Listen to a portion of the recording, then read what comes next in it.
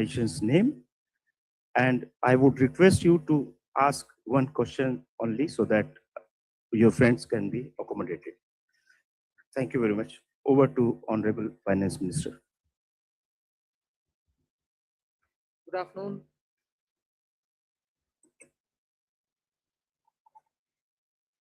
This is the customary press conference that we hold with all the secretaries.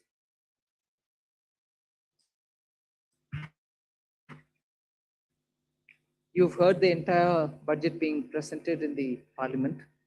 So as opening remarks, I'll just highlight some of the points which we want to draw your attention to.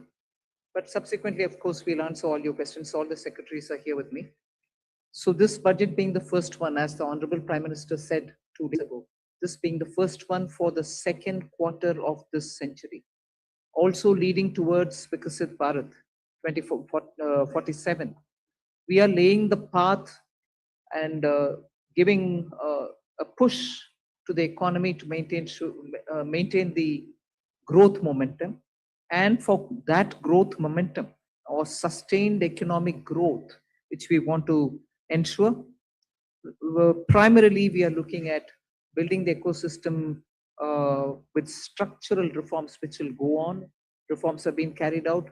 We are continuing to do the reform activities. So it will continue with an aim to make sure that we create enough environment for improving productivity and making sure employment is generated. Also, technology, 20th, 21st century, this century is completely driven by technology. So we will ensure that technology is brought in to benefit the common man, to make sure common man benefits in the sense of ease of doing living, or for his business to prosper, or for farmers for greater productivity or better logistics, whatever. So technology for benefiting every common man. And above all, with all this inclusive development, Sabka Saath, Sabka Vikas, and that is why you heard me bringing in schemes which have good allocations for bringing better health facilities, creating a cadre of people, not cadre in that sense, but a bulk of people who can come in as health workers, paramedics, and so on. And also making sure we are able to provide dignified opportunities for Divyangjan. Mental health has also received a lot of attention. So these are the side for Viksit Bharat and making sure Sabka Vikas hoega. But the idea is the advantage and the momentum that we gained since after COVID by increasing public capital expenditure will continue. We've announced that 12.2 lakh crores are coming through public expenditure this time. It is 4.4% of the GDP. I'd like you all to please notice that, which is the highest, at least in the last 10 years. It could even be highest if you were to take data earlier. No increment in capital expenditure, sustained fashion has happened ever before. This one marking 4.4% of the GDP. Then what are the kind of things which will happen through it? You will have dedicated freight corridors. I've named Dankuni in the east, Surat in the west. Then I've also highlighted that 20 new national waterways, not national highways, national waterways are being planned. And again, there, those are going to pass through some of the critical mineral areas. Orissa, where the mineral-rich state, you have the waterways taking it to the port, and the two ports have been identified, Paradip and Dhamra.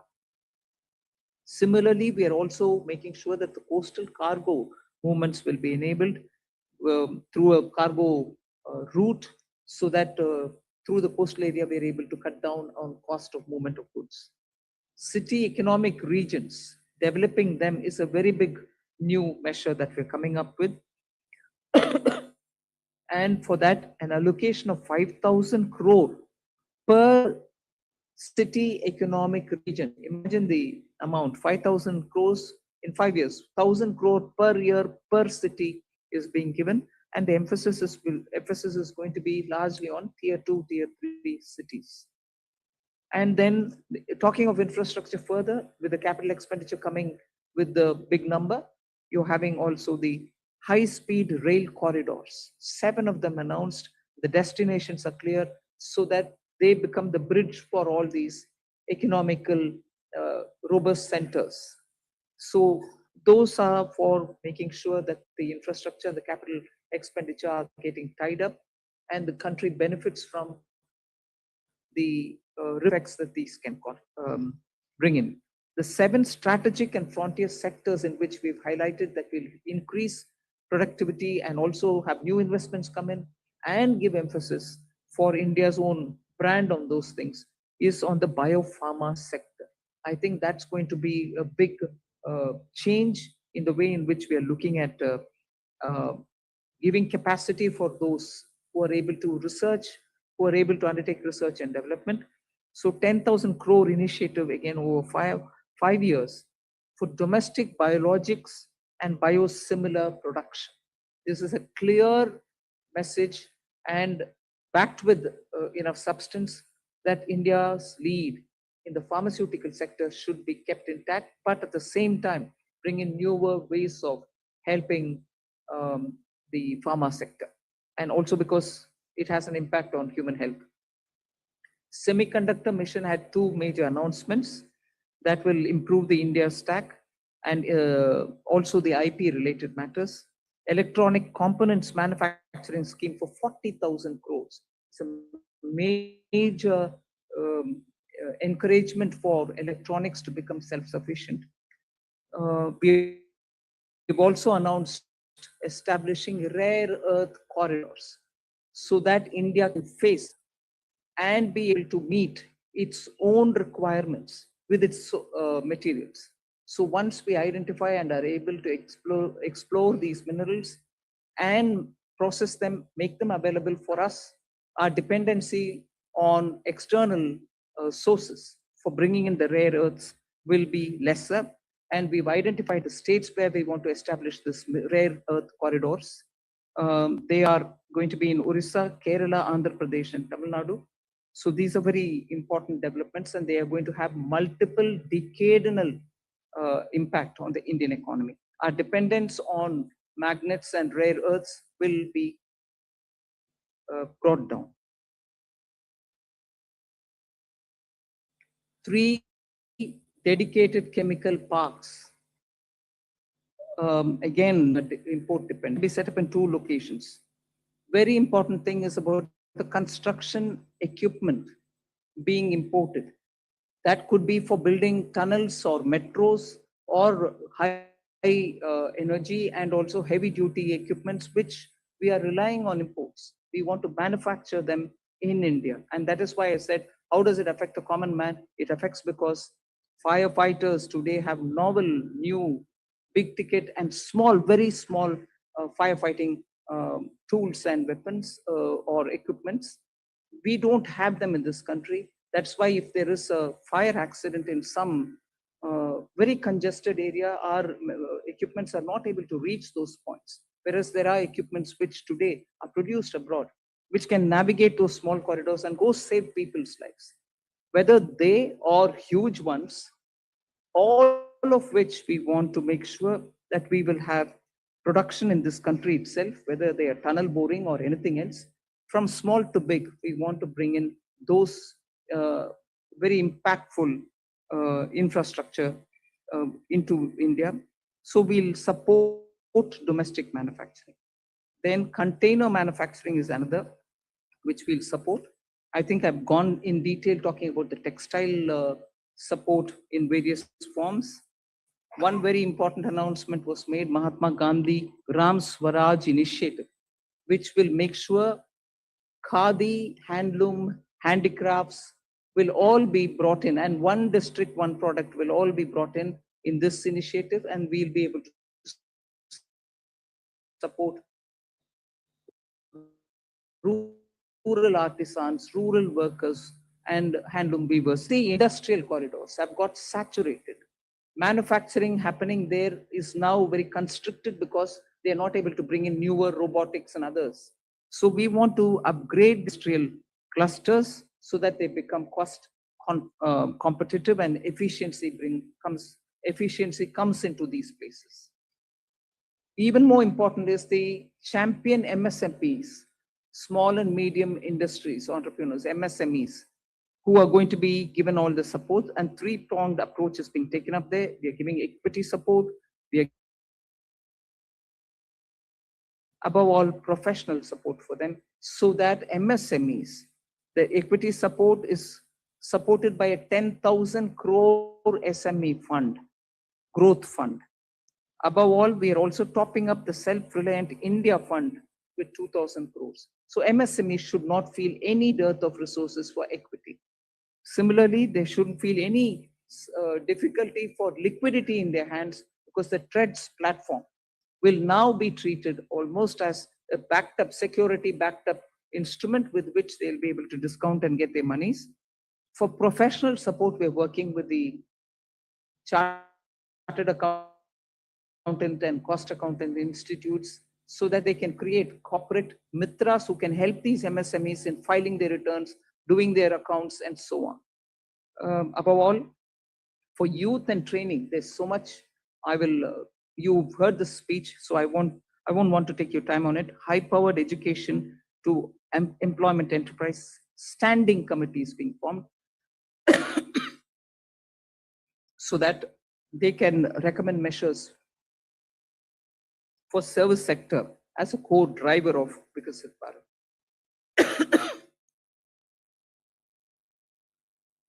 Part B concentrated a lot on tax and related concessions that are being offered. More importantly is the process simplification which has been announced. So elaborate measures have been taken. You will be able to also seek clarification if you want. New export opportunities for fishermen who can go into the economic India zones, high seas, and also assess and access the global markets. The one very touching, and I really was moved by this proposal, is where we have identified 17 drugs or medicines which are going to be basic custom duty exempt, which are important for cancer patients. Similarly, 7 more rare diseases are added to the import exemption list of the import duties. Baggage clearance and personal items which you bring in when you travel are all being given enhanced duty-free allowance. Besides that, there are quite a few direct tax and indirect tax proposals. Decriminalizing the penalty proceedings and support to the IT sector are some of the high points. As an opening remark, I'll conclude here. I'm sure you'll be able to ask questions and seek clarification. Thank you for coming. Thank you, ma'am. I'll start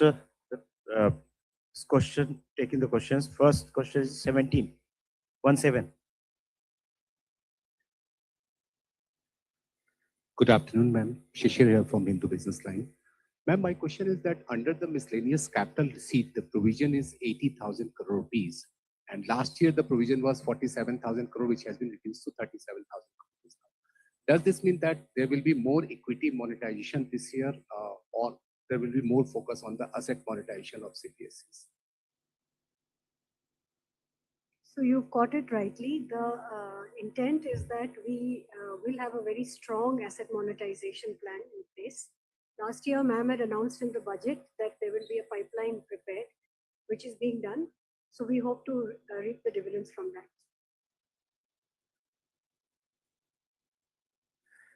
238. Ma'am, Timsi Jaipuria, this side from CNBC TV 18. I just wanted to know the rationale behind the hike in STT in futures and options.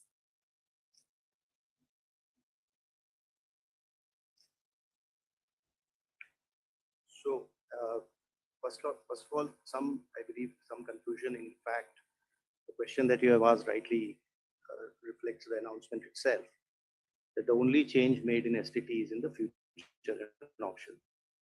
All the other STT rates remain the same.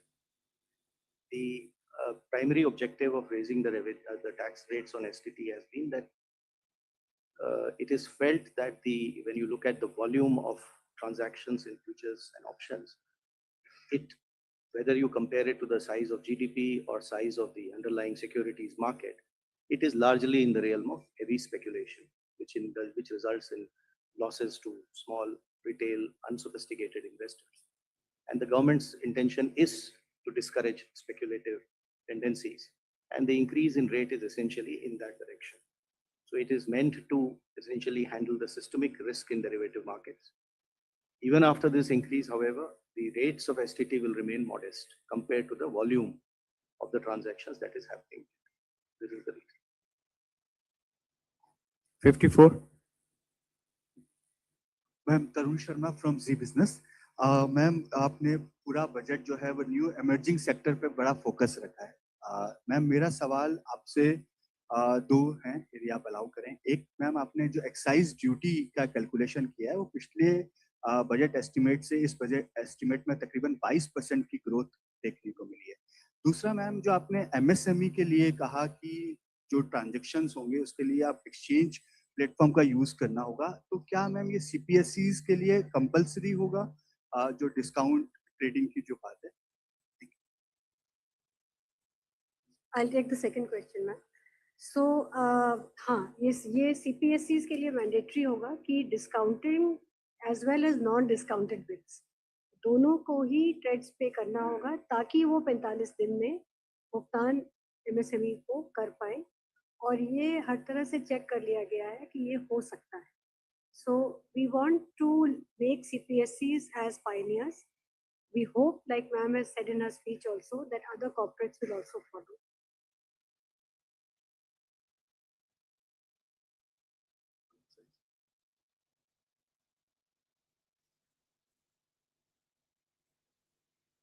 Increased by 22% from last year B to this. Because there is from 1st of February, all the tobacco products have come back into excise, and all those revenues will account for the increase of the next year. 209.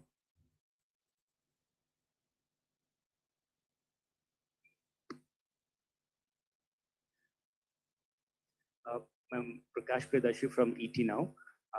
The budget has announced restructuring of PFC and REC. What will this restructuring look like? And does this also mean that these NBFC will be merged going forward? What is the later part of your question? That these NBFCs are not Will be going to? merged going forward? I've said we are rationalizing it. You'll get to know as we go forward. We want to streamline it, and therefore we'll be taking some steps. We'll let you know the moment we decide how to go. 234. Hello, ma'am. Harsh Kumar from Business Standard. Ma'am, two questions. One is, you said that a high-level committee will be formed on the banking reforms in order to 2047. Are we going further for any kind of merger or something? Since government is continuously saying that we need at least two of the big banks, at least of the top 20 banks. So are we going towards that? No, first of all, when I say that it's going to be a high-level committee which is going to look into it, the terms of reference will be prepared, and we are looking at committee to go into the entire expanse of the banking sector so that they come up with recommendations which help us to plan for banking for 2047. We need, by the time we become a Vikasit Bharat, 2047 is our goal. We need to understand what are the other steps that we need to take in the banking area, and based on the recommendations, we'll go forward. But we have the Secretary, Department of Financial Services. We'll ask him to also give, please. I think you have rightly responded. There are large number of aspects relating to the banking requirement. For example, the credit to the GDP, commercial credit to the GDP ratio low, and the expansion of the banking network, and what kind of the procedures currently we have that is impeding both the deposits as well as credit. All those aspects will be looked at by an expert panel committee, and while we will definitely have TR and then also consult the all the stakeholders. And the government will take a view on how to lay strong foundation for 2047 Viksit Bharat. Ma'am, one more question. 229. Left side, yes. Ma'am, Premanshu from Ananda Bazar Patrika. Ma'am, have you consciously avoided announcing any bonanza for the pole-bound states? And secondly, can you elaborate on this East Coast corridor, industrial corridor you announced? See, the industrial corridors are very critical for supply chains. We need a predictable mineral, rare earth and magnet related products to be made available for India's manufacturing, whether it's lithium ion, whether it's automobile sector, whether it's the new age solar. You need these rare earths to be processed and be made available. We have enough raw materials. The coastal areas are rich in these minerals. And therefore, states also felt, I mean, I must credit that the interaction that I had with the finance ministers pre-budget, many states felt that there are rare earths which they can utilize. We then sat up in the budget group that we have, Revenue Secretary, DFLD, Secretary DA, and thrashed out, talking with the states. What are the kind of things that we can do so that their capacities to extract these minerals, process them, make them something which the industry can benefit from. So India can be less dependent on imports of these materials. That is where, having spoken to states, we thought it's very important to recognize the corridor and give a policy for it so that industries can invest, private sector can come in, governments, state and center can come together on it. That is where these corridors were announced. And looking at the success of the defense corridor, I can confidently say these rare earth corridors will make that big a difference to the Indian economy. The first question, I think there's enough to cover all the election states. If I do, you will ask me, why have you done it only for the election states? Now I've done it for election and non-election states as well. You want me to spell out what has been done only for the election states? I'm quite happy to do it. 262, front. At the front. Yeah, yeah. Front. Good afternoon, ma'am. Sapna Das here from CNBC TV 18. Two quick questions. Just wanted to understand the gross borrowing at over 17 lakh odd crore. Would the government look at it as being on the higher side? Just asking that. And within that also, if you look at your net tax revenue stream, of course, B to RE it's higher, and a lot of concessions have been given away both on direct and indirect taxes. But the trend seems to be a bit flat, around 28 lakh odd crores. So if you could explain to us, how is this entirely looking? And second, ma'am, in terms of the disinvestment aim, 80 odd thousand crores, would this also include IDBI stake sale sometime in FY27? Thank you very much. So you've covered a number of secretaries all at one go. So on the borrowings, no, we don't think it's on the higher side because the net market borrowings are in the range of 11.73, which is been plus around that number for the last couple of years. The larger number is because we have 5.5 lakh crores which have to be repaid this year. So to that extent, we don't think that it's a large number. We have a plan how to manage this. And according to that plan, which also gets released from time to time, the markets would also know as well as all of you. 4. Okay. So on the tax stream, because of some concessions that were given this year, there has been some course correction. But if you look at the next year, the direct tax is growing at 11.4% and continues to be 3.1% of the GDP. The total collection would be 6.9%. The indirect tax excise is growing very healthily because of the base correction, the base which has got added. Customs too is showing a decent policy. So on the tax revenue, I think we are looking up. And even GST, as you would have seen the collection figures today, after rate rationalization, the buoyancy which we had expected, and in this hall we had discussed about it. You can see that coming back on the tax. Hi, ma'am. Meghna Mittal from Money Control. The fiscal deficit target that you have set for next year from 4.4 to 4.3 is being seen as very, very gradual. Is there a specific reason, or is it because of the global uncertainties as one of the major factors for being such a gradual fiscal consolidation?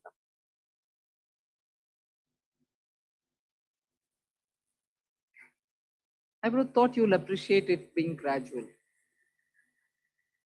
Because particularly fiscal, drastic changes don't go down well. One or the other section gets hurt. We will have to be gradual, but yet keep it well within that band which gives confidence, and to show that we care for fiscal prudent management. There's no point in me dropping it to, let's say, 4.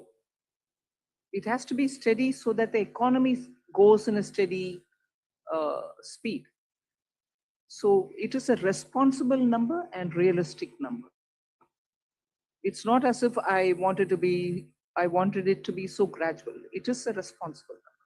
We should achieve it and equally not bring in any kind of turbulence anyway. Thank you. From the center flank, 190. Thank you, and congratulations on a very comprehensive budget. Before you start, I was going to look at PIB and say this side is being ignored. Yes. But good that he called you. Thank Come. you. I'm Aprajita Saxena from CNBC International in Singapore. I'm very curious because you started talking about tech, and I want to ask a question about the ISM 2.0. There are those on the outside who say that India sort of lags when it comes to AI innovation, especially in innate innovative LLMs.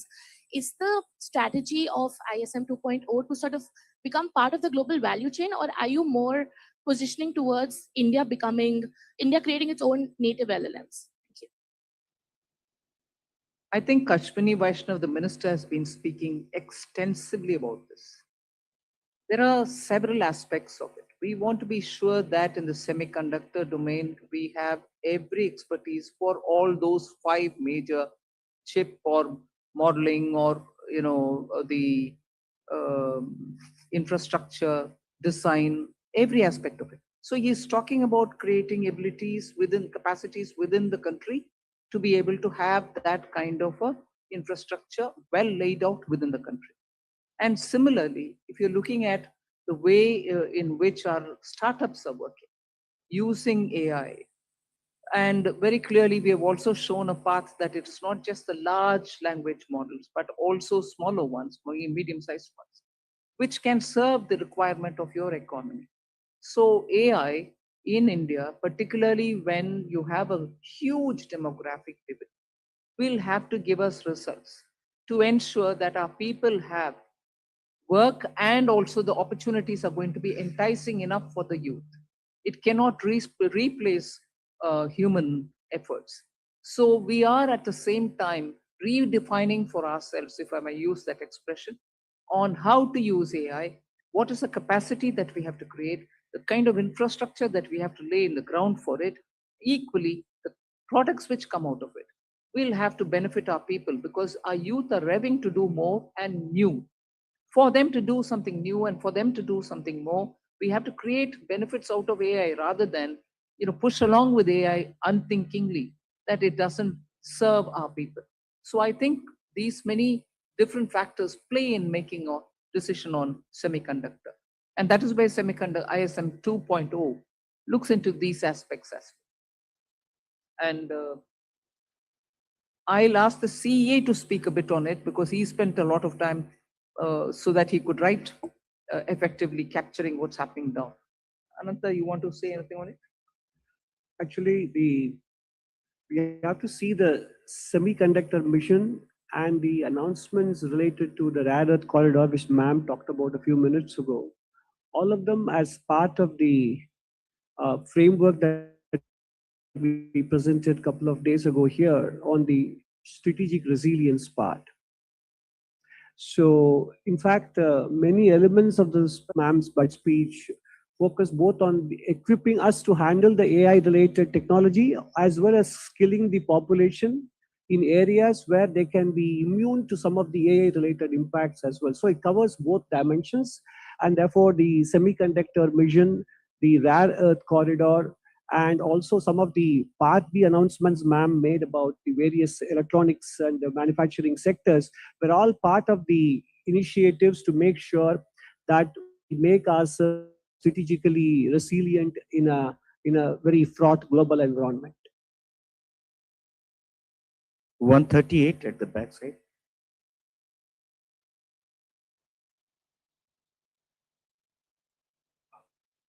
I'm Rishabh with NDTV Profit. Just wanted to ask on the buyback tax, the rationale behind it, because was it essential to do it now? Because in 2025, there were a lot of companies that came out with significant share buybacks. Also because, and also do you foresee some sort of a reduction in buybacks? And secondly, on pollution related schemes, the outlay has been very stagnant, but pollution as a problem remains. Is this not a policy priority for the government now? On the buyback, I'll have Revenue Secretary brief us. First of all, on the buyback, I'd like to clarify. I hope that the point was clear enough in the speech also, that it is in fact, a relief. It's not a tax, additional tax. It is a relief. Buyback tax system was changed to make it as a dividend income, which is income at the applicable income tax rate at the hand of the shareholder. It has been corrected now, and we have put the tax to be in the hands of shareholder as a capital gains tax, which long term, for example, will be only 12.5%. So there is a correction and a relief which has been given to the shareholders. All that has been done is, the whole objective of doing that change at that time was misuse of a tax arbitrage by promoters. So the change made for promoter is that additional buyback tax on them, which again keeps things status quo for them. Even today, the marginal rate at which they would have been paying the tax as a dividend, which is at their respective income tax rates, we have kept it at 30 and 22. If it is a corporate, 22. If it is an individual, 30. So as far as promoters is concerned, it is status quo. As far as the other shareholders concerned, it is actually a very big relief. So that is probably what may make the point a little clearer, the announcement itself clearer. 76 at the front side.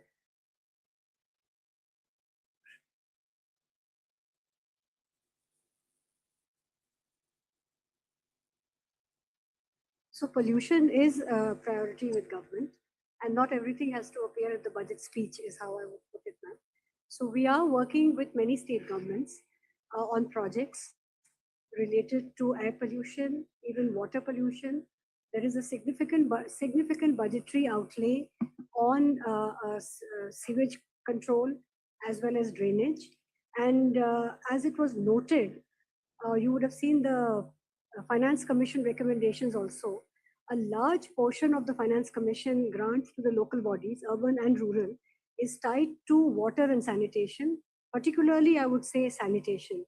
So pollution of all kinds remains a top priority, and there are different ways in which we are trying to tackle it. Hello, ma'am. Ma'am, I am Monica from Business Standard. Ma'am, I have two questions. Ma'am, I have two questions with regard to customs. Ma'am, in your budget speech, you said that honest taxpayers will be able to close their case and they can pay the additional amount in view of penalty. So I want to know whether this is a customs amnesty scheme, and if you can just provide, if you can provide the contours of this scheme. And also, ma'am, Economic Survey flagged the need for convergence between transfer pricing, which comes under income tax law, and customs valuation.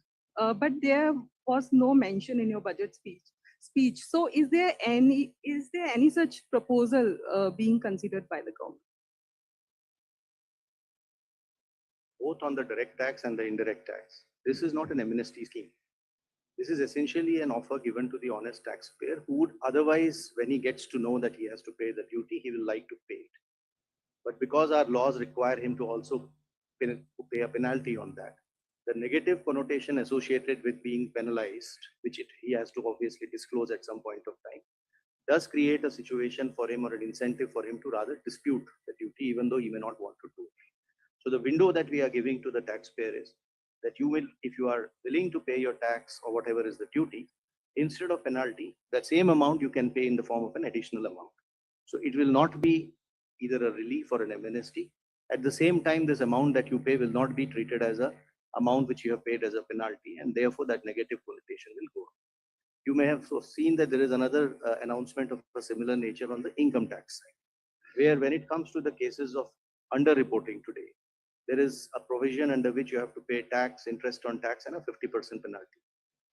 If you are willing to accept the demand and not go on appeal, you need not pay the penalty of 50%. You can go ahead and pay your tax and interest, and the matter is closed. What we have done is expanded this window and included even misreporting cases, where penalty is otherwise 200%. But there again, we are telling him that you can settle it by paying the tax, the interest on tax, and this 200% get reduced by half. You pay 100% as an additional income. The idea here is that if you are an honest taxpayer, accept the fact that you have to pay the duty.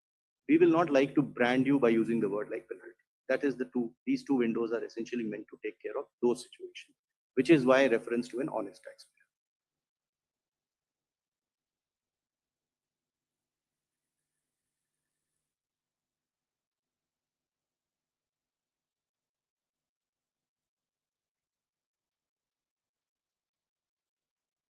Yeah, we are examining that separately. 194. Left side, yes. Ma'am, this is Amitod Singh from CNBC International. Congratulations to you and your entire team. I have two questions. The first is around foreign investors. There were a number of expectations that taxation structures would be changed, particularly when you think about things like withholding tax. So what we want to understand is whether that was even discussed within the government. My second question is 15% defense spend increase. How much of that has to do with global uncertainty? Revenue Secretary can answer on the first question. See, global uncertainty is something which definitely occupies all the officials' mind when we are preparing for the budget. But I won't attribute it to be the cause for any one step. Across the board, we kept that in mind. So it's not the cause for any one thing that we've done or one thing which we did not do. That's kept in our mind. Our macroeconomic fundamentals are strong. You heard the CEA speak that despite you having a macro sound economic foundation, you're still sort of facing a world which is uncertain. And therefore, when currency, Indian rupee versus the dollar becomes an issue, you have done everything within the country to make sure your fundamentals are fine. But the uncertainty globally is affecting on many grounds, and we are seized of it for everything that we do, not for one particular thing, but ours. Yeah, I think today we need to look at what has been announced in the budget. So we would rather focus on that, because there would obviously be many of the issues which would be discussed and deliberated. But what has come out for you before in the budget is what is there, and we should probably focus on that.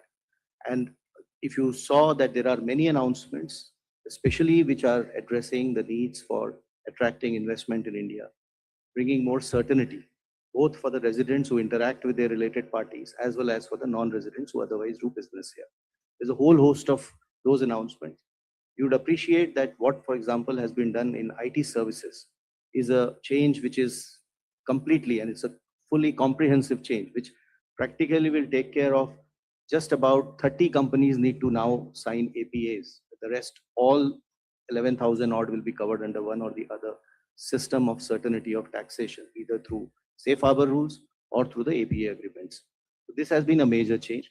In specific sectors where we felt that the residents needed certainty, we have provided that, whether it is in the data center, whether it is in manufacturing, electronics, even for the expats, if they are going to stay here, the experts for a longer time. On the data center, I just thought I'll take this opportunity to clarify, because there was some speculation about what has been done. The thought process in this is that a global entity which is providing kind of cloud-based data services uses data centers all over the world to provide services to the customers.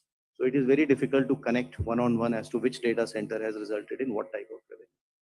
So the international entity of this nature would like to set up data services centers in India, which is a net economic plus for us, because it adds to the to that level, scale and level of economic activities. It has strategic purpose too. So the arrangement we have done is, just because that entity will set up data service centers and will use this as one of the many to provide services globally, should not become a cause of uncertainty for it that its global income will get taxed here. So that is the certainty which we are giving to it. Quite naturally, the data service center, which is located in India, will be taxed depending on the way it is positioned. And that entity will be selling its services to customers in India through a reseller entity, which again gets taxed. What we are excluding from taxation is this global entity, which is essentially doing cloud-based services using data services centers across. And we do not want it to be deterred from enhancing its business footprint in India to provide such global services. I'll just come in to add to that point on foreign investors, to point out one or two points on the Part A side also, which are important. One is that this was this ask from AIFs for a very long time, that most AIFs in our country are formed as trusts. Their request had been for a pretty long time to consider if the LLP Act can be modified and amended to align it with the functional requirements of AIFs. That has been announced today, which is a very big sort of move forward, as it will allow them to, the amendments are going to be of such a nature that by becoming LLPs, first of all, the liability will get limited.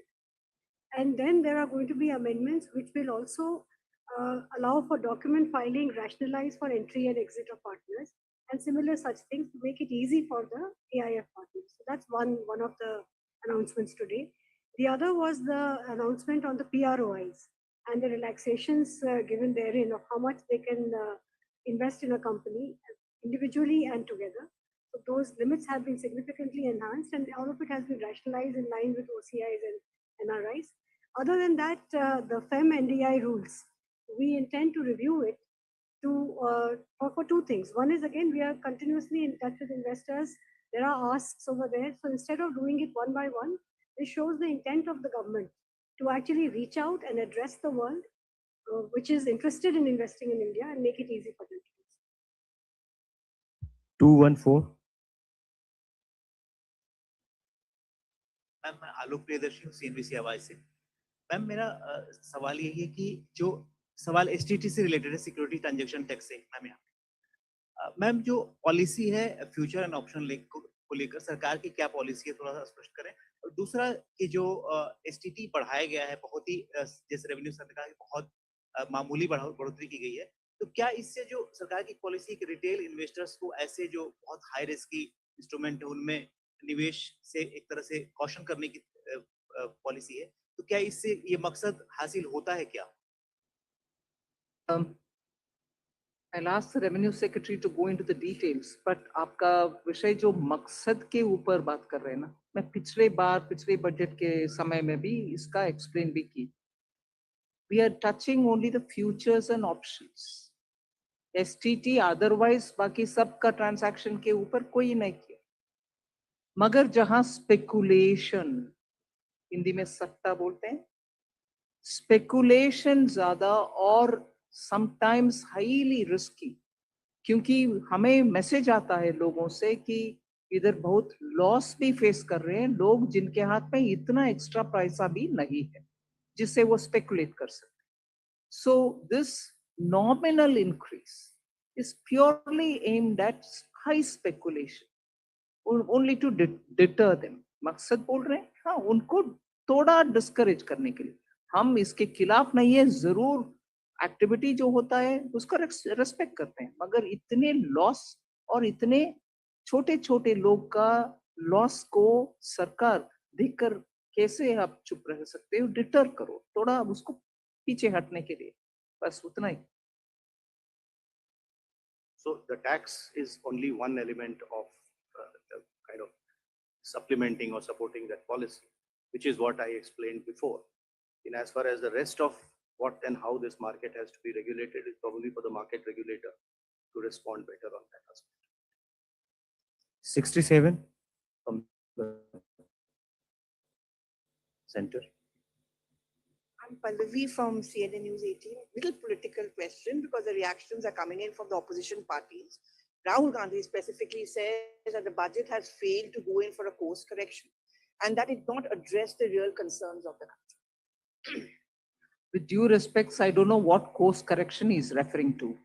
Economy and its fundamentals are strong. Global uncertainty is facing many of our sectors, for whom we have brought in so many different schemes for those small and medium enterprises, for textiles, for leather, for shoes, for people who are working in the rural areas, schemes for benefiting them, for even the farmer and value addition, for women entrepreneurs who are chote groups, self-help entrepreneurs, the marts that we've come up with. These are ways in which we are reaching out to the common small people to make sure that they don't have to face, big changes in their life because of any volatility coming from outside. They could be contributing to exporting small things, but different uncertainties can affect them equally. Many of them have been shown as successful because you see when you go there, Lakpati Divis is a fantastic difference made to women in the rural areas. Now we're bringing them together to sell their wares. Are these not measures through which we are reaching out for the poor, the small, those in a difficult terrain or in rural areas? And with all this, the fundamentals of the economy remain strong. And that has come out even in the economic survey. So, well, politically you want to criticize, you're welcome, please do it. But if you want to give me the facts on which you're basing your argument, I'm willing to hear and willing to reply to that. 16.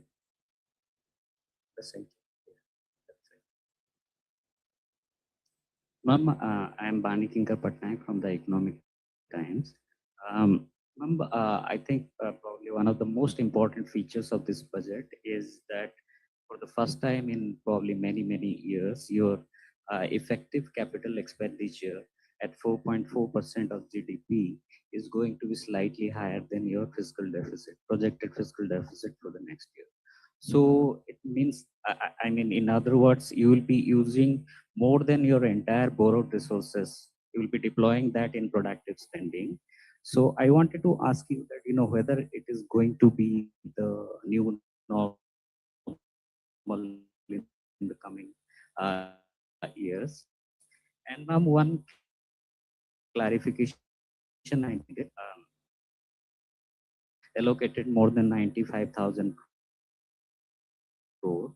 At the same time, I see that, NREGA has also got 30,000 crore.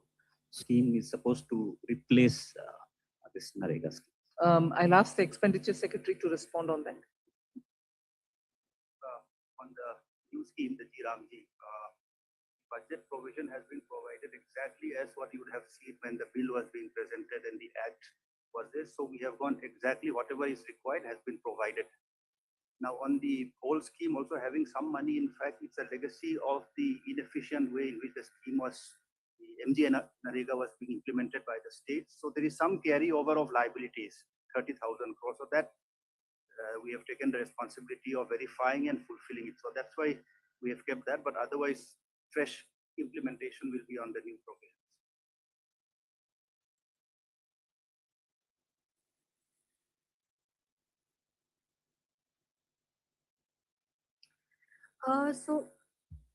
I would say that the fact that we have an annual budget means that we review everything annually. So I will leave it at that. We have done our fiscal math, and I think we come with a certain credibility on the fisc that we are confident of meeting, and while adhering to our commitment to higher capex. And fiscal deficit financing, as we have always done, is through a mix of market borrowings as well as NSSF. So that will continue. So there's not many major changes like that. Thank you. 37 at the back, yeah.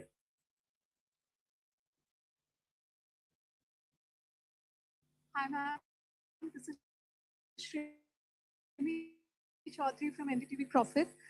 Just wanted to understand that this one scheme, how that will be different from the similar scheme in the past, and if you could elaborate a contour of that, and also is there any estimation of undisclosed foreign assets being done by the department?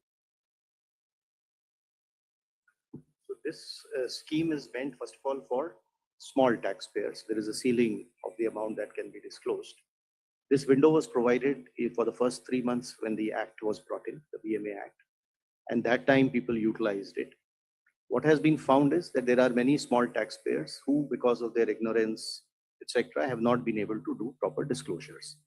So this window is being given as a one-time 6-month window for such small taxpayers, the list of which some idea of who they are has been given in the budget speech also. So there are two streams in this window. One is of the people who have paid their tax, the income is disclosed and is quite transparently known. All that they failed to do is they were not able to disclose the asset, foreign asset that they had because of that, which means they will be able to prove that the income was put to tax. However, the asset was not, just only thing they did not do is they did not disclose it in their returns to the income tax department. So this is the window B, where we are saying that if you have a foreign asset of up to 5 crores, you can pay a fine of 1 lakh rupees, which today under the act would have entailed them a fine of 10 lakh, a penalty of 10 lakh rupees and prosecution. So you will get both immunity from penalty and prosecution, and you can declare those assets. This is category B. There would also be category of people who may not have been able to or have not properly disclosed their income. This is the category A, for which this limit is 1 crore rupees. So 1 crore rupees of foreign asset or income, if they have not disclosed, then they can disclose it during this window. In this case, however, they will have to pay the tax as well as 30% tax and then 30% additional tax on top of that, and a certain amount of interest.